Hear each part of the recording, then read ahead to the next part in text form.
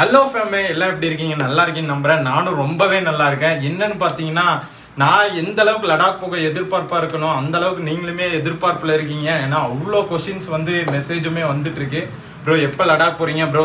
இன்னைக்கு ஈவினிங் வச்ச ஆக்ஸ்மி கொஷினில் கூட ப்ரோ மீட்டப் தர்மபுரிலே வைங்க அப்படின்னு சொல்லிட்டு நிறைய கொஷின்ஸ் ரைஸ் ஆகின்றது. அதுக்காக தான் இந்த வீடியோவும் மேக் பண்ணுறேன்.